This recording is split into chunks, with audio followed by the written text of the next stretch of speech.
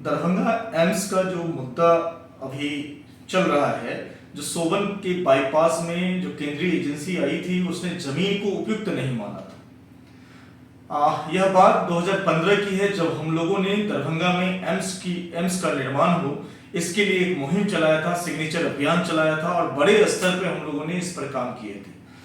लेकिन उसके बाद राज्य सरकार ने डीएमसीएच की जमीन को दिया गया, डीएमसीएच में यह बनने की प्रक्रिया शुरू हुई, लेकिन उसके बाद फिर डीएमसीएच को चेंज कर दिया गया। डीएमसीएच के बाद राज्य सरकार ने दरभंगा में जो बाईपास है, बाईपास के पास सोवन में एक जमीन दी, जहां पे भी काम शुरू हो चुका था। काम शुरू होने के बाद वहां पे फिर केंद्रीय एजेंसी ने पाया जो वह जमीन अभी उपयुक्त नहीं है, एम्स के लिए उपयुक्त नहीं है। अब सबसे बड़ा सवाल उठता है कि क्या यह दरभंगा एम्स बनाना चाह रहे हैं या नहीं चाह रहे।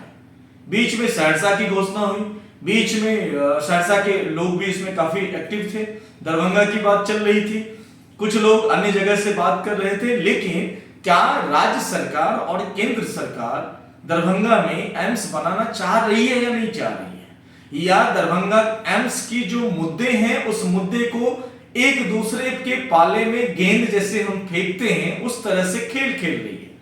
क्या आम जनता के लिए, क्या मिथिला के लोगों के साथ क्या यह एक छल नहीं है। सहरसा में बनाना है, सहरसा में बना दो, मिथिला के किसी भी भाग में बना दो, मधुबनी में बना दो, झंझारपुर में बना दीजिए, आप समस्तीपुर में बना दीजिए, आप दरभंगा में बना दीजिए, कोई फर्क नहीं पड़ता है। लेकिन फर्क इस बात का पड़ता है जो इस चीज को कब तक आप 2015 से लेके आज 2023 हो गया, कम से कम 8 साल से 8 साल हुआ जा रहा है, और 8 साल में आज तक यह डिसाइड नहीं हुआ जो यह चीजें बननी कहां चाहिए, यह यहां बने या यहां बने या कहां बने, यह डिसाइड नहीं कर पा रहे। जब दरभंगा में जब डीएमसीएच की बात कर रहे हैं, सबसे पहले हम डीएमसीएच की बात करेंगे। डीएमसीएच में जब इसको दिया गया था उस समय मैं व्यक्तिगत स्तर पे मैं इसका विरोधी था।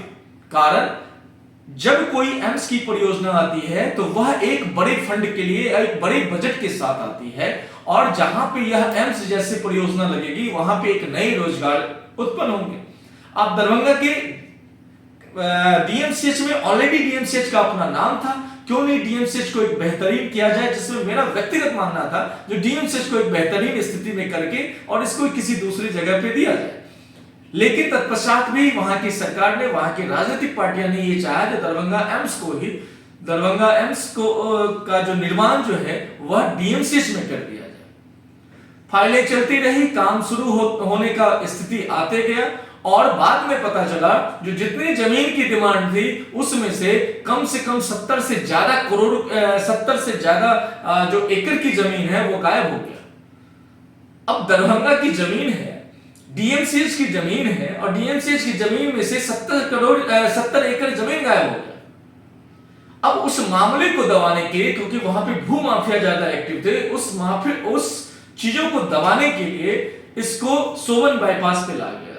हम लोग उसके बाद भी स्वागत किए जो सोवन बाईपास में ही बने, कोई दिक्कत नहीं। वहां भी सारी चीजें, तैयारियां शुरू हो गई, सब कुछ हो गया, और फिर अब यह खबर आ रही है जो यह जमीन उपयुक्त नहीं है।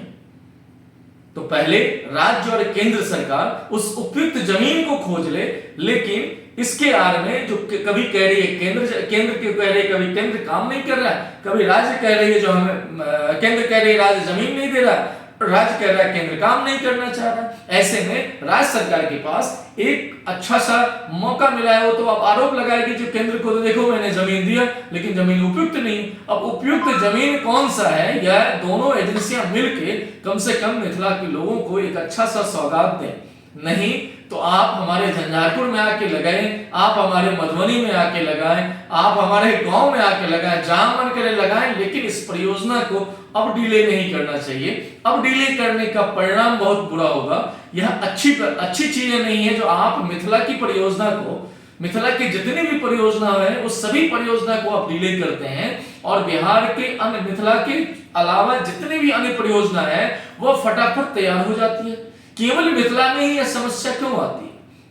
हमारे जो राजनेता हैं, हमारे जो गोपाल जी ठाकुर हैं, सांसद हैं, जो दरभंगा के सरावगी जी हैं या अन्य लोग हैं, यह सभी क्यों सोए हुए? भाई ये बात आखिर कब तक हम सभी लोगों को, मिथिला के लोगों को ठगा जाएगा, छला जाएगा, यह तो हम सभी के साथ एक बड़ा छल है।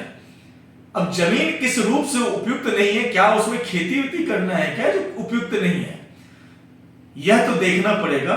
और मैं बिहार सरकार से भी और भारत सरकार से भी अपील करता हूं, जो आप इस परियोजना को खुद युद्ध स्तर पर किसी एक कमेटी को जारी करें और लोकल स्तर पर भी जो वहां की सोसाइटी के लोग हैं उनको साथ लेकर एक अच्छे जगह का चुनाव करें और जल्दी से इस योजना को एक टाइम बॉन्ड के अनुसार, टाइम बॉन्ड में इसको हम आगे बढ़ाएं और जल्दी से दरभंगा के लोगों को, जल्दी से पूरे मिथिला के लोगों को एम्स की सुविधाएं प्रदान हो सके, एम्स जैसी सुविधाएं हम लोगों को मिल सके, जो कि हम लोगों का मौलिक अधिकार है। स्वास्थ्य हम लोगों का मौलिक अधिकार है। धन्यवाद। जय हिंद, जय भारत।